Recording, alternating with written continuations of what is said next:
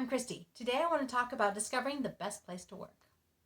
As I continue to work on establishing AJ in his adult life apart from me, I continue working to find him a job. I've talked about it a number of times recently. I've got links to 2 of those posts over on the blog. You can find that at www.havenofhopeforme.com. This originally posted in December of 2021. As I've researched and asked questions, I've discovered there are basically 3 different types of work environments for adults with special needs. The most basic environment is a sheltered environment. Springer.com puts it this way, quote, "Sheltered employment is a setting in which people with disabilities receive services and training to develop work-related skills and behaviors. Sheltered, as a concept, originally implied an environment which was safe and protected for individuals with disabilities," end quote. And again, I've got a link to that quote over on the blog. In our area, I believe that there are sheltered environment work sites where actual work is completed as opposed to just training. Several people have mentioned this as an option for AJ. I find myself liking this idea for a couple different reasons. First, it's a setting where everybody knows and accepts that AJ has special needs. He doesn't function or work like a typical person, but that's okay because everybody there, aside from the supervisors, is in a similar situation.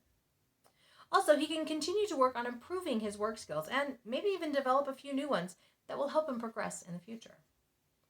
Nationwide, however, the concept of a sheltered work environment is phasing out. Just like in schools, there is a great push to mainstream individuals with special needs into the traditional workforce. But we'll get more into that in a little bit. At the other end of the spectrum is competitive wage employment. Simply put, these are jobs that you and I would apply for. Custodial, food services, and grocery store locations are a few examples. Another article from Springer.com explains it this way. Quote, "Competitive employment is work that is performed on either a full or part-time basis in which individuals are compensated for their work. The compensation paid must be at or above the set minimum wage, but not less than the wages paid to individuals who are not disabled and performing work that is the same or similar. The individual must be employed in an integrated setting in which the individual has the ability to interact with individuals who are not disabled," end quote. The advantage to competitive wage jobs is that if you're working full time, it is possible to receive full benefits, including insurance and retirement. Now, many times, this option also provides opportunities for promotion and advancement.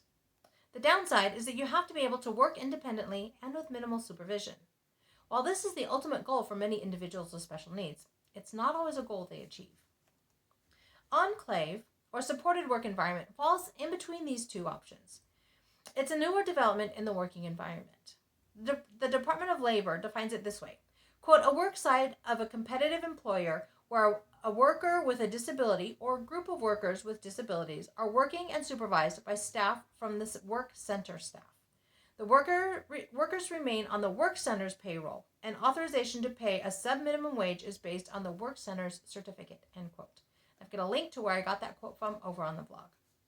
Now, if I understand this concept correctly, a group of individuals with special needs, or sometimes one-on-one, work with a supervisor in a typical work setting.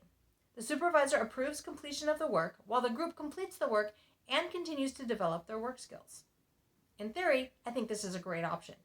And for some individuals, it could be a great fit for them as they continue to develop work skills while putting into practice those skills they've already learned and mastered. This kind of setting allows them the extra supervision they require while still putting them in a regular work setting and helping them to learn how to function appropriately in this new kind of environment. Now, across the U.S., there's a movement towards enclave work environments and away from sheltered environments. And as I think more about this, I find myself really torn. On the one hand, I like the idea of supporting individuals in a typical work environment as they continue to learn work skills and appropriate social interactions. Often, the best way to learn new skills is simply by getting out there and doing them, learning on the job, trial and error. With a supervisor overseeing all work and in the supported environment of known individuals with special needs, this can be a great opportunity for higher functioning individuals to learn the last few pieces to be able to work independently in a competitive wage job. On the other hand, it's very short-sighted and unrealistic to think that all individuals with special needs will succeed and thrive in an enclave or competitive wage environment. I've met plenty of individuals with special needs that are capable of working, but not with the independence or autonomy required of even an enclave environment. And then there's the real life issue of someone being able to make more money doing piecework in a sheltered environment than working at a competitive wage job, even though they're capable of working in the competitive wage environment. Now, why should someone with special needs be forced to make less money just to be out in the real world? That's not something we would consider acceptable in the competitive wage market. So why would we take this possibility away from someone with special needs? Now, as I think about the best fit for AJ, I continue to keep all three options in mind. Sheltered environments allow AJ to function where he is and work to continue to develop his work skills. They expect him to have special needs, so they're ready for any issues that arise. While the pay is lower, expectations are also lower and they're modified to his ability level. Enclave environments offer greater challenges while still providing the support that he could need as he enters the workforce. It also puts him in a typical work environment so he could begin to acclimate to this kind of setting. Competitive wage jobs offer the greatest level of independence and highest pay, but also provide the least amount of support. They also have the highest expectations and may not be as understanding when issues arise. I can see the positives and negatives of all three options. I know I'm going to have to talk to a lot of people and ask a lot of questions. I'm also going to do my own research and due diligence before making a final decision. Finally, I'm remembering that no job is permanent. If AJ ends up in a job that doesn't fit him well, we can always look for another option. And that helps take off a bit of the stress and pressure. I hope that it helps you figure out what is best for your loved one as well. Which leads me to my question for this week. Where do you think your loved one would thrive best in the workplace? What options are available in your area? I'd love to hear your thoughts.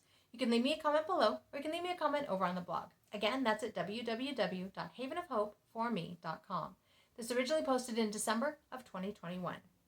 If you prefer, you can always email me at Christy, CHRISTY, at havenofhopeforme.com. I'm looking ahead optimistically and preparing to dive into options so that I can continue to say that life is good and there is never a dull moment.